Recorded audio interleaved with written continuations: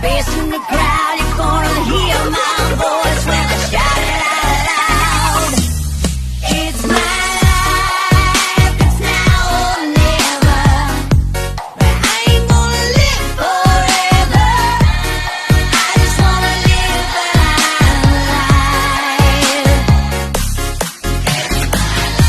My heart is like an open highway. Making sure I did it my way. I just wanna live my life. It's my life. Bismillahirrahmanirrahim. Assalamualaikum warahmatullahi wabarakatuh. Apa kabar kawan-kawan semua? Semoga Anda selalu sehat, bahagia, dan tentunya profit terus ya. Baik, ketemu lagi dengan Bintang 8 Jaya asik. Kawan-kawan semua, kita akan melanjutkan seri video Supply and Demand part kedua. Ya, ini kebetulan syuting yang kedua kalinya karena kemarin videonya sempat terhapus. Tapi tidak masalah. Orang yang punya impian akan terus jalan apapun yang terjadi. Masa depan yang cerah adalah milik mereka yang selalu punya impian dan harapan. Jalan menuju puncak itu kawan-kawan pasti akan berliku-liku, menanjak, terjal. Ya, jadi tidak ada yang namanya sukses itu mudah. Semua perlu proses, semua perlu pengorbanan untuk kita bisa menuju sampai di puncak sukses. Yang terpenting selalu pegang impian Anda, harapan Anda untuk bisa sukses di bisnis trading ini. Mungkin impian kita sederhana kawan-kawan.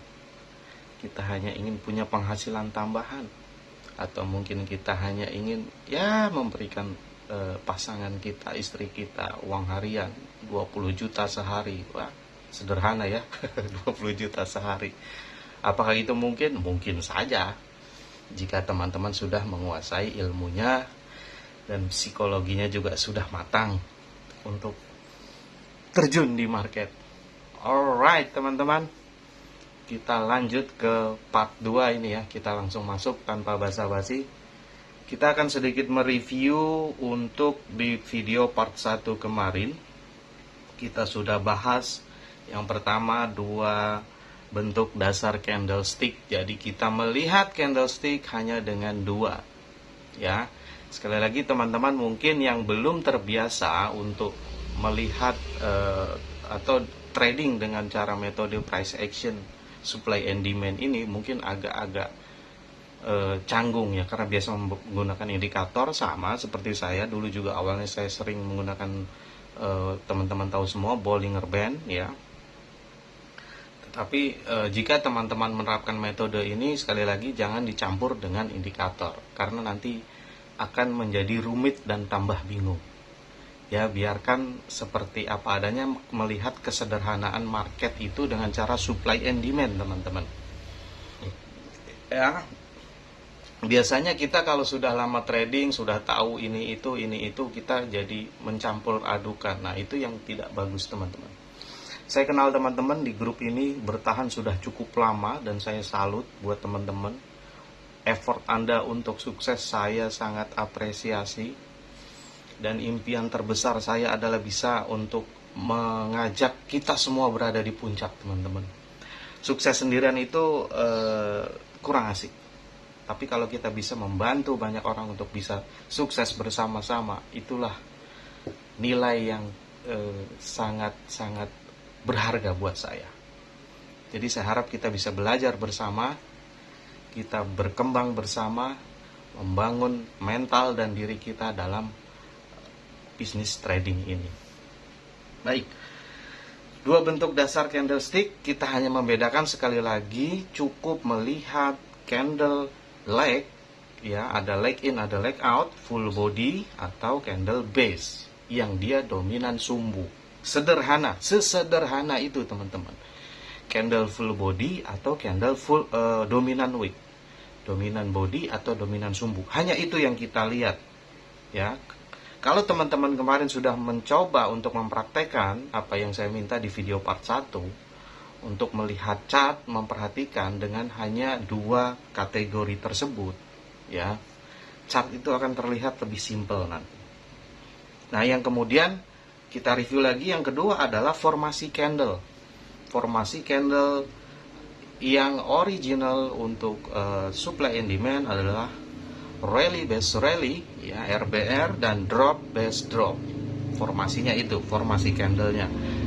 Cukup satu time frame kita fokus, tidak perlu multi time frame dulu supaya teman-teman mudah memahami ini. Ya, formasi original RBR DBD sebagai controllernya, kemudian akan membentuk pivot. Pivotnya rally based drop dan drop based rally. Ya, pivot, pantulan. Ingat sekali lagi, fokus kepada RBR dan DBD-nya saja dulu.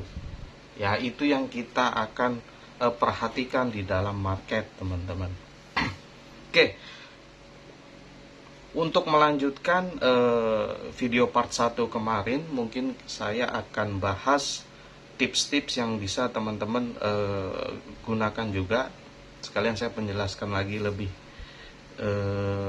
dalam ya tentang namanya base supply, base demand, base supply, drop base, drop base, drop base, ya. Drop, harga jatuh, artinya itu area supply, tempat kita menjual. Rally base, rally base, rally base, ya, itu artinya formasi demand, tempat kita akan melakukan transaksi buy, teman-teman. Ya, sesederhana itu saja kita melihatnya. Nah, bagi teman-teman yang memantau grup, saya juga sudah memposting beberapa open posisi. Nah, ini kebetulan yang kita buka adalah market rungkat sejuta umat, ya, All in Trade. Market favorit grup kita tercinta, ya. Ini sempat kemarin saya juga membuat beberapa open posisi. Oke. Nah, teman-teman, ini salah satu open posisi yang saya posting di grup. Ini terjadi formasi drop, base drop, ya, artinya ini adalah base supply. Harga turun ke bawah, terus terjun, kemudian harga kembali lagi, naik ke atas dan memantul di area supply. Nah, area base, teman-teman, ini adalah area tempat order sell yang belum tereksekusi, unfilled order, atau lebih simpelnya gini. Ketika harga turun di sini, ini terjadi penjualan atau terjadi order sell yang besar. Tetapi saat membentuk base ini, ya, order sell yang masuk ke dalam market tidak punya lawan, artinya tidak punya likuiditas. Dia mau menjual tapi tidak ada yang membeli di situ. Nah, hanya beberapa yang membeli, sanggup membeli di harga ini, dan akhirnya harga drop, jatuh. Ya, order sell yang tadi belum tereksekusi dari institusi atau big player atau siapapun itu, ya, yang melakukan order sell besar, yang belum tereksekusi, itu akan tereksekusi ketika nanti harga balik ke atas. Nah, itu harga untuk sell-nya akan masuk lagi dan harga akan memantul kembali ke bawah. Ya, karena di sini adalah harga yang dituju untuk kita menjual atau untuk institusi big player menjual. Mengenai base ini, teman-teman, base ini, ya, adalah area yang kita tandai dari ujung base-nya sampai dari high sampai low-nya. Ini yang kita tandai, teman-teman. Nah, area base ini adalah area di mana nanti harga akan memantul. Probabilitasnya sangat besar harga itu akan memantul berbalik di situ. Ya. Dibanding kita melakukan open posisi di area lain, di area ini probabilitasnya lebih tinggi, kawan-kawan. Nah, area base ini juga saya akan sekalian lebih mendalam, ya, untuk base supply, ya. Areanya, teman-teman, kita mungkin bisa sebut, ada sih bahasa istilahnya, ini adalah untuk yang paling terluarnya adalah ini proksimal atau distal. Agak susah, ya, kita pakai bahasa yang simple dan sederhana. Biasalah, grup kita cukup pakai bahasa-bahasa yang sederhana saja. Katakan ini bibir luar supply, dan ini bibir terdalamnya supply. Ya. Jadi area order sell ini selebar ini, teman-teman. Ini bibir terluar, ini bibir terdalam. Ya. Harga begitu masuk ini kiss and go. Nah, ini ada beberapa kondisi yang saya mau bahas. Order sell itu bisa ada di bibir terluar, di tengah, atau bibir terdalam. Ya, bisa harga itu bisa masuk sampai di sini baru memantul. Artinya probabilitasnya itu berbeda-beda. Kita bisa tidak pernah tahu dia ada di mana, tetapi yang di sini adalah terjadi tumpukan order sell.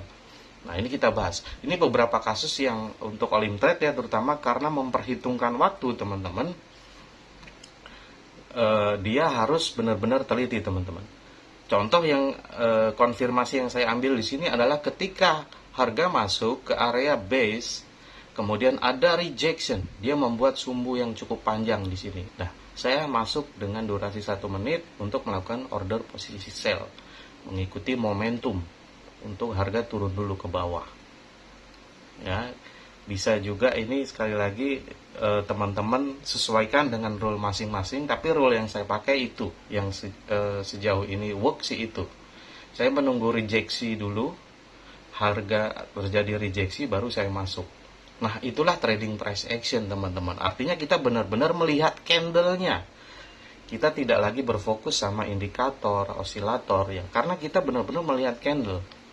Toh yang menggerakkan indikator dan osilator itu sebetulnya candlestick ini, teman-teman. Data dari candlestick ini. Nah, jadi kita perhatikan price action, rejectionnya seperti apa. Terjadi nggak reaksi di sini? Untuk kasus ini terjadi reaksi, teman-teman. Begitu nyentuh bibir terluar, dia kiss and go, harga tertekan ke bawah. Ada order sell yang sudah tereksekusi di sini. Ya, ini untuk kasus yang pertama. Ya, jadi teman-teman, poinnya adalah ini lebarnya ini adalah tumbukan order sell. Oke. Nah, kemudian bisa juga teman-teman terjadi dia harga masuk sampai ke tengah. Nah, contoh seperti ini, yang ini dia harga masuk sampai ke tengah, teman-teman. Nah, ini terjadi harga rally, ngebase di sini rally formasi ya, naik. Nah, kemudian dia retracement ke bawah, masuk sampai di tengah area. Ya, dia menembus bibir untuk supply. Nah, ini kebalikannya. Bibir luarnya berarti yang ada di atas, bibir terdalamnya ada di bawah. Ya, simple ya, sederhana. Nah, ini dia masuk menembus bibir luar, kemudian masuk sampai ke tengah, baru harga bereaksi. Terjadi candlestick, ya momentum candlestick lah, yang sering kita bilang di grup. Ini baru saya lakukan open posisi dengan mengkonfirmasi ada aksi buyer yang cukup kuat di sini, dan kita follow 1 menit. Ya, sekali lagi untuk Olim Trade, teman-teman hati-hati, saran saya menggunakan konfirmasi. Karena di Olim Trade menggunakan waktu, beda dengan di Forex. Di Forex dia tidak perlu waktu. Kalau di Forex saya tinggal pasang pending order di layer-layer di sini. Ya, mau dia naik berapa candle, berapa lama pun nggak peduli. Yang penting harganya nanti naik. Kita akan take profit di situ. Nah, ini kasus yang kedua, teman-teman. Jadi dia mengambil sampai ke area tengah. Nah, kalau teman-teman perhatikan ketika di Forex XAU yang saya lakukan, begitu harga di sini sudah terjemput, saya akan pasang lagi layer di bawah sini. Nah, kenapa? Karena ibaratnya ini dagingnya untuk demand di sini itu dari sini sampai ke sini, teman-teman. Ya. Kalau supply ya kebalikannya pokoknya ya. Tapi dagingnya itu selebar ini. Nah, ini dagingnya baru digigit sampai setengah. Berarti masih ada lagi ini sampai di sini. Bisa jadi orderan sell-nya masih tertahan di situ. Kita bisa memanfaatkan. Makanya saya pasang lagi layer di bawahnya. Ya. Ini jadi orderan ini probabilitas ada order buy di area demand seperti ini dari sini, dari bibir terluar sampai bibir terdalam. Asik, yang terdalam coy. Oke, ini untuk posisi kedua. Nah, untuk yang ketiga, harga bisa juga masuk sampai menembus atau sampai di ujung ya. Dia mentok sampai di bibir terdalam dari area base-nya. Ini kebetulan supply ya. Untuk gambar ini jelas ini posisi 618382 untuk di Fibo ya. Formasi A pincang A seksi ya. Oke. Nanti kita akan bahas lebih lanjut untuk formasi tersebut. Nah, poinnya adalah ini harga mengambil order sampai mentok di bibir terdalam, teman-teman. Baru dia memantul. Nah, yang saya lakukan di sini menunggu reaksi, harga di sini terjadi rejection, kemudian baru open posisi. Kita follow momentum sellernya di situ. Ya, bisa jadi seperti ini. Oke, atau kasus yang selanjutnya bisa juga dia terjadi seperti ini, ya. Bentar, saya perbesar. Oke.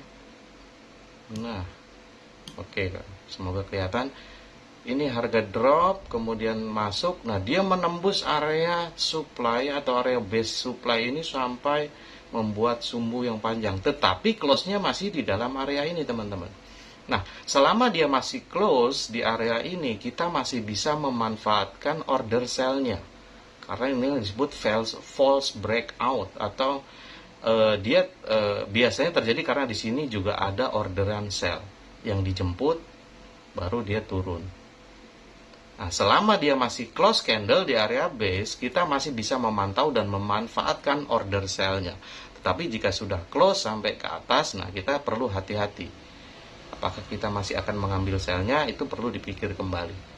Ya, karena berarti areanya sudah ditembus ketika sudah dengan close candle. Tapi kalau dengan wick atau sumbu, ya, itu masih bisa kita manfaatkan. Kenapa? Sederhananya seperti ini, teman-teman. Big player atau institusi itu perlu uang yang banyak dia untuk bisa menge-close candle itu sampai di sini.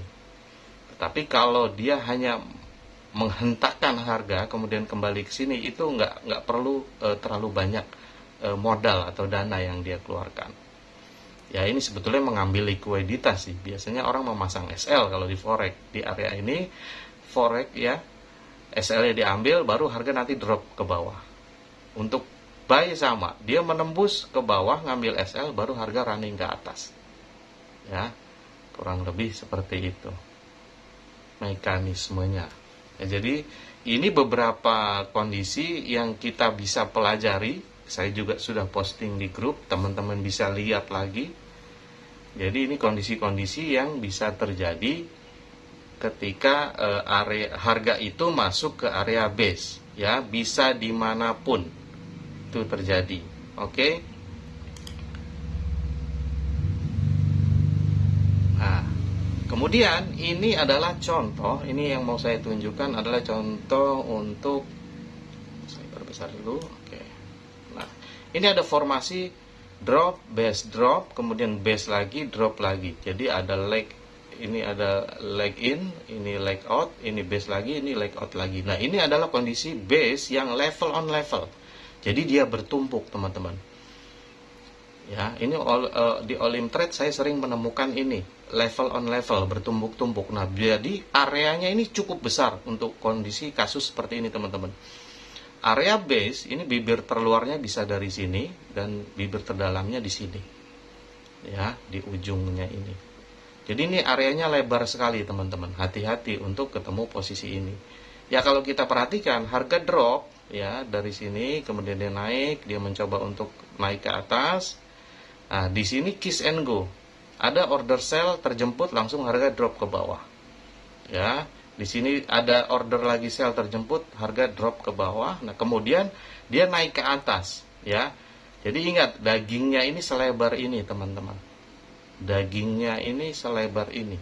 Jadi harga itu akan menembus, bisa jadi sampai full di ujung.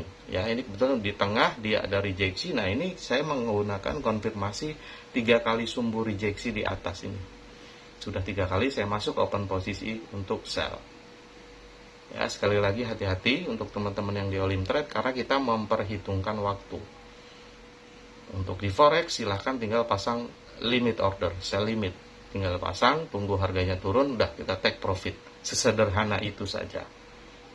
Nah, untuk di forex juga teman-teman, lebar area ini, perhitungan lebar area ini kita bisa manfaatkan. Kenapa? Statistiknya seperti ini, teman-teman. contoh lebar area ini 50 pips ya, lebarnya area ini, maka harga itu akan memantul paling minim dia 50 pips ke bawah. Jadi artinya 1:1. Lebarnya ini memantul selebar ke bawah ini. Ya, itu probabilitas memantulnya sekitar 70%, sangat besar sekali teman-teman. Ya, kalau teman-teman melakukan di forex, Anda hitung ini lebar areanya berapa, ya sudah, nanti take profit itu satu kali lebar area. Nah, untuk 2 kali lebar area, ya, jadi dengan RR 1:2, 2 kali lebar area itu masih bagus juga. Hampir 60%, tapi 55% ke atas sampai 60% probabilitasnya.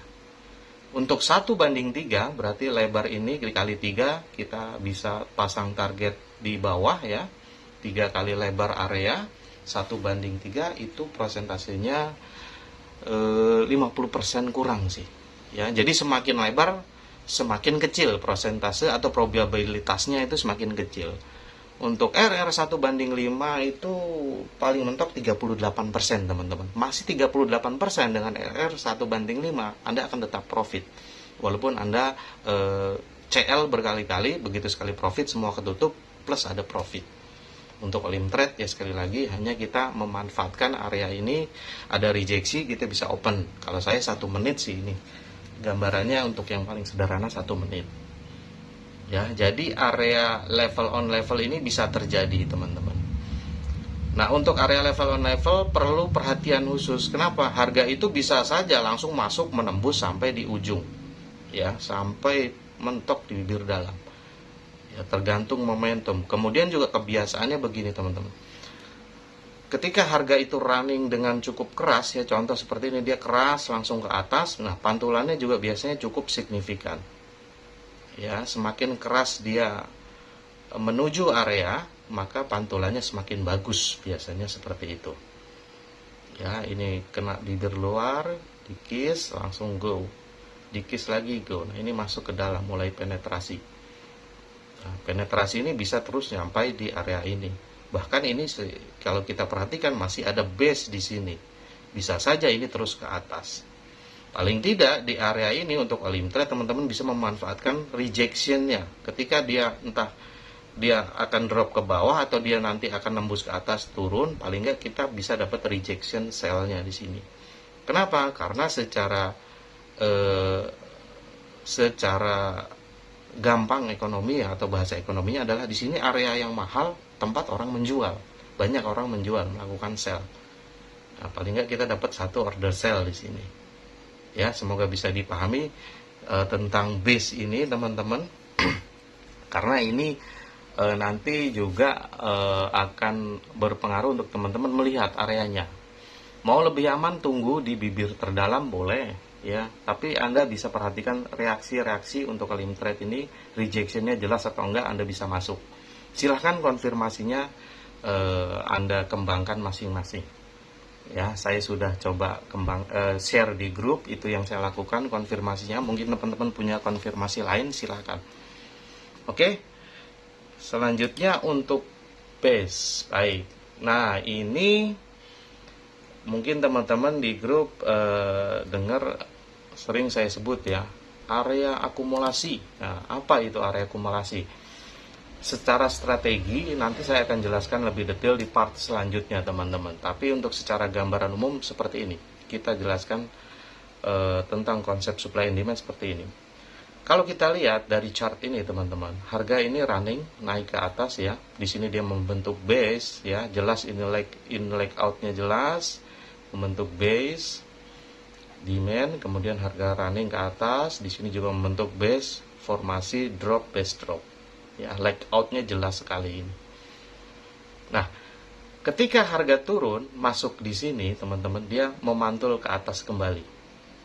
Nah, artinya apa ini? Harga itu sebetulnya di market tidak bergerak asal-asalan teman-teman.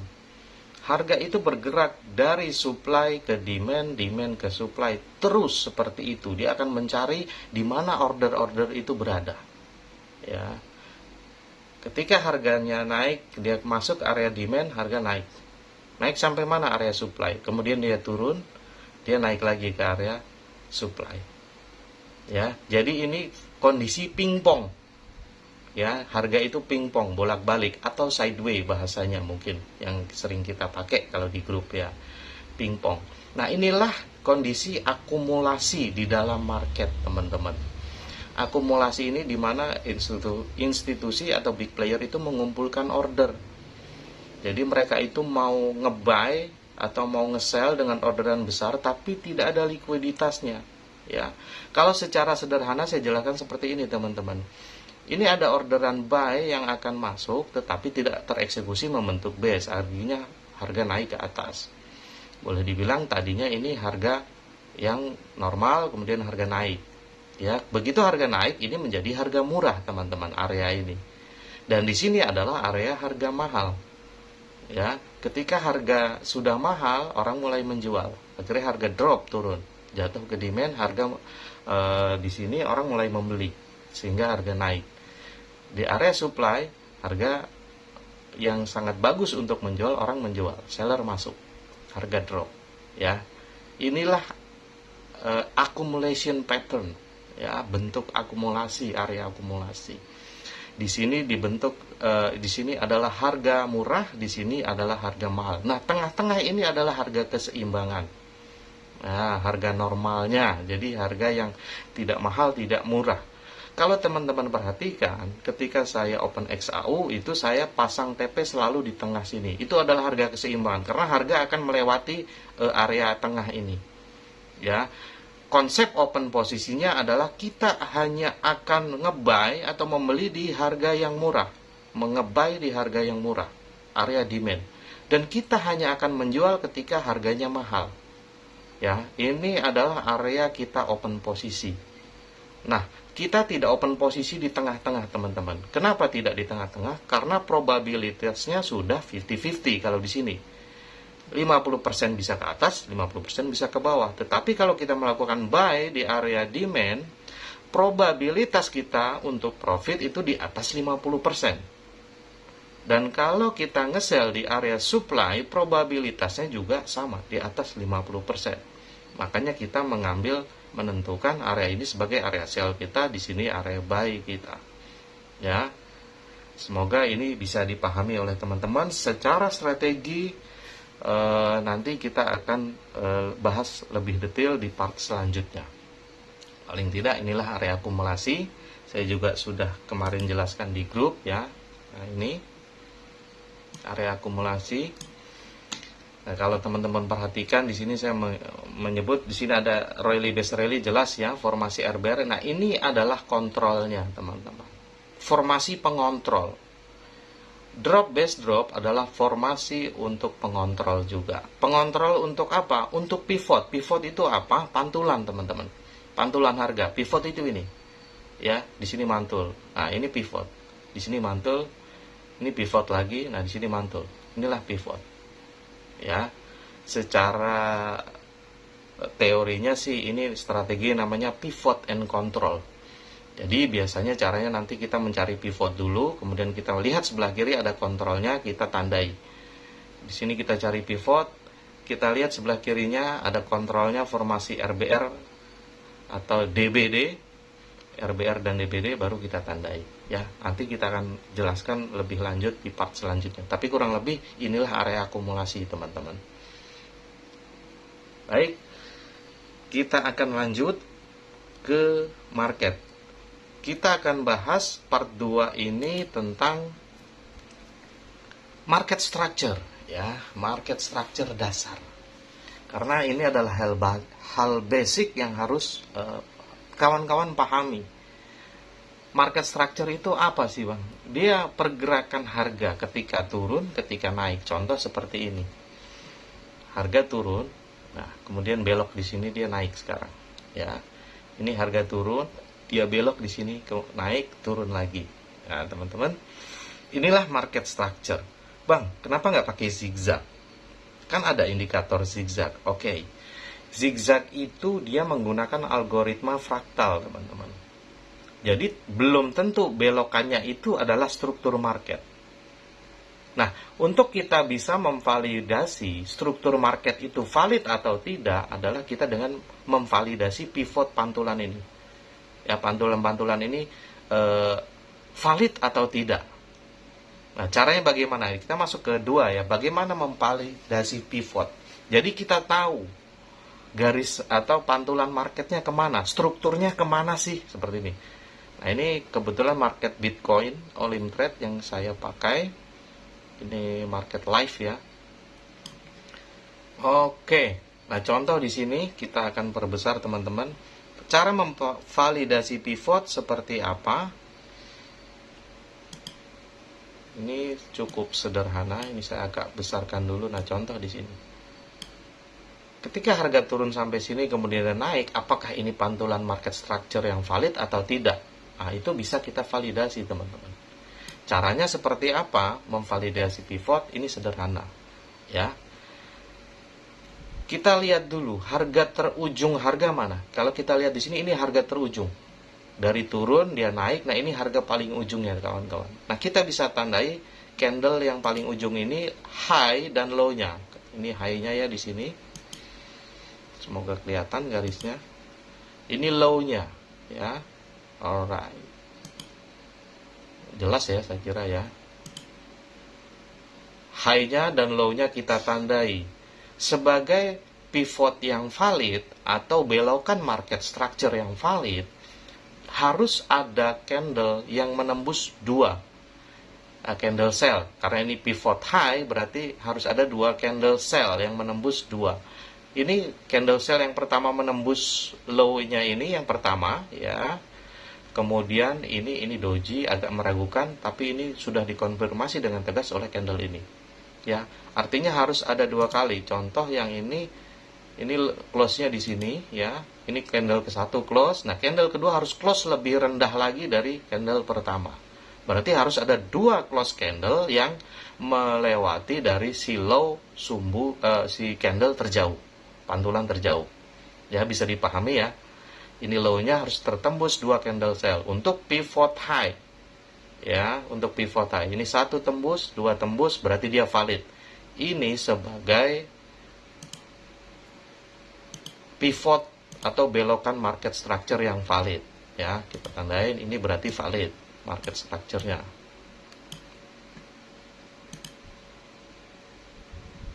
Oke. Nah, kemudian pivot low-nya gimana? Nah, kita bisa lihat ke sebelah kiri. Ini pivot low, teman-teman. Kita bisa tandai harga ini paling ujung di sini, di sumbu ini ya. Kita akan validasi. Ini ambil low-nya, kemudian kita lihat high-nya, kawan-kawan. Nah, di situ. Clear ya, di sini ada satu candle ya, close candle buy karena ini pivot low, berarti harus close dua candle buy. Ini close lebih tinggi, yang kedua close lebih tinggi.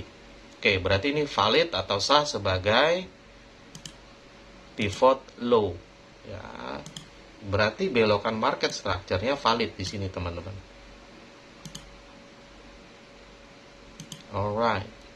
Jadi kalau kita menarik garis struktur, ini udah ketemu.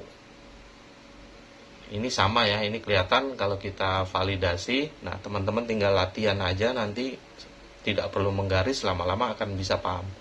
Ya seperti ini low-nya sudah ketembus 1, sudah ketembus 2, valid. Ini adalah market structure yang valid. Berarti dari sini dia lari ke sini. Nah, kemudian kemana? Ya, yang jelas ini ke bawah sini, teman-teman. Ini valid ya, jelas ya. Ini high-nya sudah ketembus 2 close candle hijau. Ya, berarti ini valid sebagai market structure juga. Oke. Nah, jadi kalau kita mau tarik market structure itu dari sini ke sini ke sini, ya, karena pivotnya valid. Nah, inilah formasi yang disebut formasi aseksi yang saya sering sebut di grup, teman-teman. Kenapa? Karena ini dia menembus dari low sebelumnya, ya. Harga naik menembus low sebelumnya. Inilah formasi aseksi. Artinya formasi kita mencari posisi sell. Ketika harganya naik, kita melakukan posisi sell. Kenapa ini ada pivot mantul di sini? Kenapa naiknya bisa sampai sini? Tinggal lihat sebelah kiri, teman-teman. Sebelah kiri jelas ini ada formasi drop. Best drop. Harga memantul ke bawah. Ya. Ini marketnya live, saya dari tadi nggak perhatiin, ini langsung saya pantau. Jadi clear ya teman-teman. Kita hanya melihat leg base. Kemudian kita melihat pivotnya atau market structure. Nah, market structure itu teman-teman, dia kalau sudah berhenti di sini ya udah. Nah, ini harus ada pasangannya. Kalau low sama high itu harus ada pasangannya. Jadi nggak bisa di sini low kemudian ketemu low lagi. Harus ada high-nya di atas. Itulah market structure yang valid. Nah, untuk pemasangan Fibo juga nanti begitu teman-teman. Itu berdasarkan market structure. Kita akan bahas lebih lanjut di part selanjutnya ya. Untuk pemasangan Fibonacci. Kadang kita masang Fibonacci, kenapa kok nggak pas mantulnya? Karena market structure-nya mungkin salah, tidak valid. Untuk yang namanya pivotnya. Pivot high dan low-nya tidak valid. Oke. Nah, contoh yang pivot tidak valid seperti apa? Contoh nih, bolehlah ini harga sedang naik ya. Oke, kita validasi. Nah, contoh ini. Ini harga naik, teman-teman. Naik di ujung ini ujung harga ya, kemudian harga turun. Apakah ini valid pivot? Kita lihat untuk pakai zigzag, mungkin dia bisa menjadi belok di sini. Ya, sekali lagi zigzag itu pakai algoritma fraktal. Nah, kita tinggal validasi apakah ini valid sebagai pivot, ini high-nya, kemudian ini low-nya ya teman-teman. Ya, kita lihat low-nya. Ada satu candle close, sell, oke. Tapi tidak ada candle kedua, berarti tidak valid. Apakah market structure bisa dipasang di sini atau sebagai pivot? Tidak. Berarti kalau kita mau tarik market structure dari sini langsung ke entah di mana nanti ketemu pivot. Yang ini jelas ya, ini pivotnya sudah close. Ini harga terujung. Kemudian sudah di close candle oleh ini 1 dan close candle ini 2. Nah, ini sudah valid sebagai pivot high. Artinya kalau tarik market structure dari sini langsung ke sini teman-teman. Nggak belok-belok lagi di sini. Ya, semoga bisa dipahami. Semoga teman-teman menangkap. Ini simple, sederhana sih. Ya, contoh yang tidak valid kita cari lagi contohnya.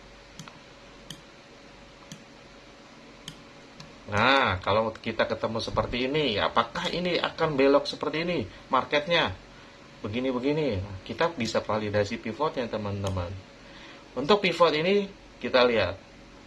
2 close candle masuk, jelas. Ini close, ini pivot ya. Dia sebagai high. Nah, sebagai high, dia harus punya pasangan low. Nah, low-nya di sini masuk nggak? Yang ini close candle-nya di sini ya. Ini close candle di sini, maksudnya sumbu high-nya di sini, close candle-nya cuma punya 1. Tidak ada 2 close candle, berarti tidak valid. Oke, kita turun lagi ke harga paling jauh. Nah, di sini dia punya nggak 2 close candle? Ini ada 1, 2 close candle, buy. Berarti valid. Berarti kalau kita mau tarik market structure dari yang sini ya, ini valid. Kemudian yang ini yang baru valid. Karena yang tadi yang di sini tidak valid sebagai low dan high, dia langsung ke sini. Nah, kalau mau narik Fibonacci ya tariknya dari sini ke sini. Ya, tapi ini harga cukup pendek ya. Bukan dari sini ke sini baru ke sini, tapi ini langsung dari sini ke sini. Semoga bisa dipahami. Ini cara kita untuk memvalidasi pivot. Saya harap teman-teman bisa menangkap dari poin part kedua ini. Ya. Cukup sederhana. Jadi teman-teman kalau ketemu harga yang bolak-balik tinggal divalidasi. Apakah ini pivot ya? Oke, kita validasi lagi. Ini high, ini low. Jelas dia punya 2 close candle ini. Nah, tapi low-nya punya nggak dia? Kalau teman-teman kita validasi di sini, ini high-nya dari candle terjauh ini ya, 1 close candle. Nah, ini tidak close 2 close candle. Di sini tidak 2 close candle. Berarti market structure tidak bisa dibentuk di sini. Artinya dia dari sini langsung ke bawah teman-teman. Ya. Semoga bisa dipahami. silahkan dipraktekkan, diulang-ulang, dan divalidasi untuk bisa membaca market structure dan memvalidasi pivot high dan low lebih clear dan jelas. Jadi ini semua aturannya baku. Oke, videonya sudah terlalu panjang. Terima kasih buat teman-teman yang masih terus bersemangat belajar menyimak video ini. Saya harap Anda selalu bisa sukses, bisa selalu profit, bisa selalu berkembang. Salam bahagia, terus semangat, terus belajar. See you at the top. Assalamualaikum warahmatullahi wabarakatuh. I ain't gonna be just a face in the crowd. You're gonna hear my voice when I shout